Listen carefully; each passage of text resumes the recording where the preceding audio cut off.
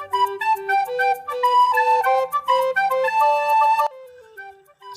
teman-teman, Assalamualaikum warahmatullahi wabarakatuh. Kembali lagi bersama kelompok 1, Kamu dan Orang yang Berbeda. Baik, pada video sebelumnya kelompok kami mencoba menjelaskan tentang regresi sederhana. Dan sekarang kelompok kami akan coba menjelaskan tentang regresi berganda. Oke, langsung aja kita ke pembahasan tentang penyelesaian atau pembahasan tentang regresi berganda menggunakan aplikasi SPSS. Oke, pertama kita masukin aja nih data X1 dan X2 karena berganda itu memiliki variabel terikatnya 2 ya. Oke. Sini ada X1 X2 kita udah dapat dari salah satu perusahaan. Kemudian yang kita bahas pertama ada metode enter, persamaan regresi, uji hipotesis pada analisis pada regresi berganda, analisis koefisien korelasi, serta analisis koefisien determinasi. Lanjut. Pertama, metode enter simultan. Nah, di sini ada dua jenis atau ada dua cara atau ada beberapa ada dua. Yang pertama simultan dan parsial. Simultan X1 dan X2 dimasukkan dengan secara bersamaan pada aplikasi SPSS. Namun berbeda dengan parsial, X1 dan X2 dipisah dalam arti satu-satu. X1 terhadap Y dan X2 terhadap Y. Nah, di sini simultan terlebih dahulu. Lihat di sini variabel enternya pertama ada pelayanan dan display. Ini dimasukkan semua ya. Nah, oke, dan dependennya adalah variabel penjualan. Oke ya. Kemudian metode enter parsial X1 terhadap Y. Nah, sudah saya jelaskan tadi. Parsial itu X1 terhadap Y dan X2 terhadap Y. Ini X1 terhadap Y dulu ya.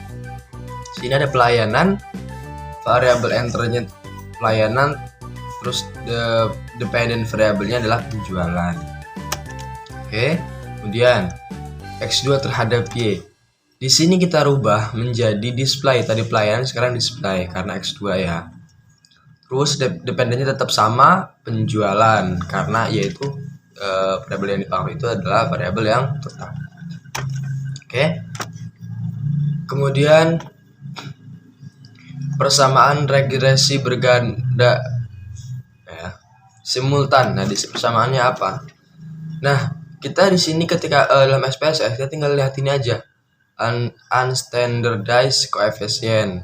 Nah, di tabel B ini, di sini ada konstan. Nah, konstan itu adalah A-nya karena persamaan linear adalah Y sama dengan A ditambah BX ya.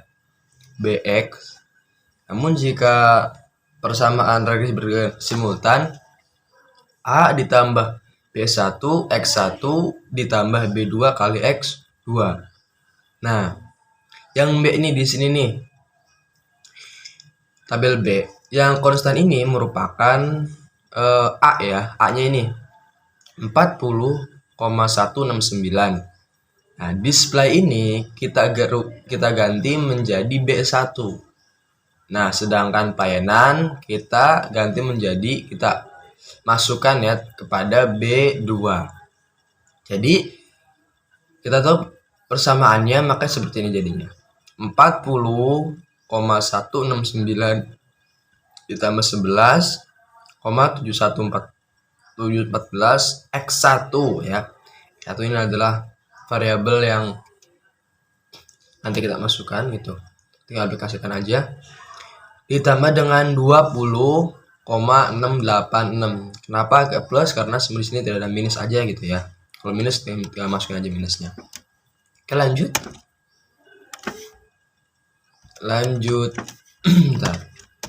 Oke, persamaan regresi sederhana berganda parsial X1 terhadap Y. Sama kayak tadi, lihat di B-nya, kolom B, konstannya adalah A, ya, pelayanannya adalah B. Tinggal masukin aja. Berarti Y sama dengan 40,074 ditambah 31,099 X ya. Oke, sama kayak tadi ya. Kemudian yang X2 terhadap Y. Sama juga di tabel B kita lihatnya ya. Ininya koefisien, ininya tabel B, konstannya adalah A 47,277 ditambah dengan apa? Nah, di sini dengan display. Tadi kan dengan pelayanan, sekarang dengan display. 30,436. Itu ya. Oke, lanjut. Nah, sekarang yang ketiga nih, langkah ketiga untuk menyelesaikan regresi berganda adalah uji hipotesis pada analisis regresi berganda. Yang pertama, kita ada pengujian hipotesis hubungan simultan membandingkan nilai signifikan dengan alfa. Nah, masih sama di output SPSS yang koefisien, nah, namun berbeda. Kita langsung lihat saja ke tabel signifikansi. Nah, di sini paling pojok ya, nilai signifikansi. Nah, ketika nilai signifikansinya lebih kecil dari 0,05, nah, maka artinya adalah berpengaruh ya, berpengaruh.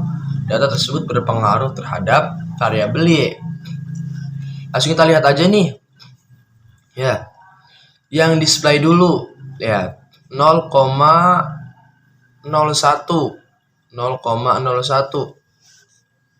Ada pengaruh enggak? Lebih besar atau lebih kecil daripada 0,05? Oh, ternyata lebih besar, berarti ini tidak ya. Kita lihat pelayanan 0,000, berarti lebih kecil daripada 0,05. Tapi bisa dilihat juga dengan tabel T ini.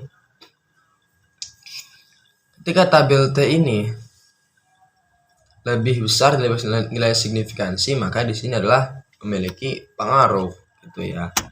Oke. Sekarang pengujian hipotesis hubungan parsial X1 terhadap Y membanding nilai signifikansi dengan alfa, sama juga kayak tadi. Lihat di signifikansinya. Ya, di sini semuanya ya, baik yang A-nya, kemudian yang pelayanan juga, ini lebih kecil daripada 0,5, maka yang X1 terhadap Y ini memiliki hubungan yang memiliki pengaruh. Jadi pelayanan ini terhadap penjualan memiliki pengaruh tuh yang cukup besar karena 0,00. Kemudian pengujian hipotesis hubungan parsial X2 terhadap Y membandingkan sama juga kayak tadi. Lihat di sini ya, semuanya 0,000, artinya lebih kecil daripada 0,05, berarti sama juga memiliki pengaruh. Display memiliki pengaruh terhadap penjualan. Oke, langsung aja kita lanjut ke poin selanjutnya, itu adalah analisis koefisien korelasi terhadap X1 dengan dia ya. Oke, hubungannya berapa? Nah, kita beranjak langsung berikutnya adalah yang tabel model Semari.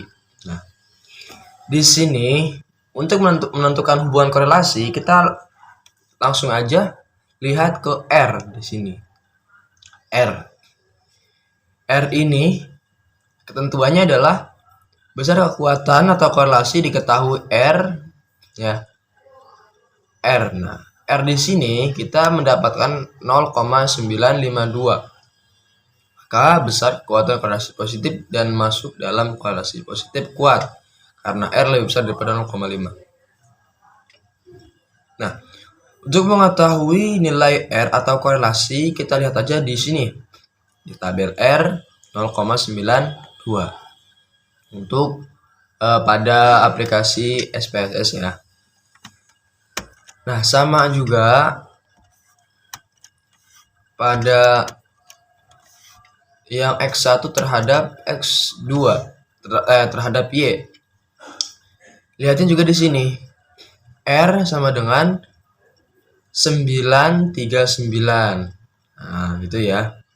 Karena di sini positif, maka ketika X naik, Y pun naik, dan Karena 939 ini lebih besar daripada 0,5, maka termasuk korelasi kuat. Lanjut. Koefisien korelasi parsial X2 terhadap Y. Sama juga kayak tadi, lihatnya di R. Di sini ya. Sama. Kemudian, nah di sini. Poin terakhir adalah analisis koefisien determinasi simultan. Oke. Masih tetap di output yang sama di model semari, hanya kita bukan di R lagi tapi di R square. Nah, R square. Kita dapat R square-nya dari data yang tadi kita input 0,905.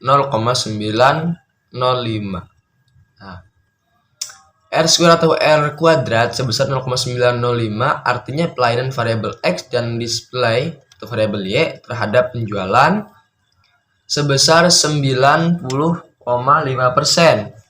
Sedangkan sisanya sebesar 9,5% penjualan daging dipengaruhi oleh variabel lain yang tidak diteliti. Nah, gitu ya. Ada determinasi seberapa berpengaruhnya sih. Kemudian X1 terhadap Y. Sama juga di R square, di sini 0,881. Sisanya berarti variabel yang tidak kita ketahui. Artinya 88,1%. Sedangkan sisanya sebesar 11,9% penjualan daging dipengaruhi oleh variabel lain yang tidak diteliti. Oke. Di sini adalah untuk terakhir, di sini ada koefisien determinasi parsial X terhadap X2 terhadap Y.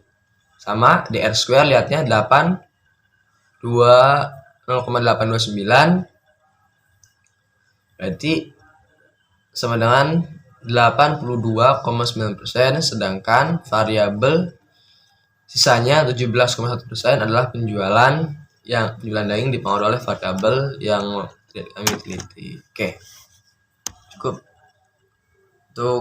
Mohon maaf untuk segala kekurangan. Terima kasih karena telah atas perhatiannya.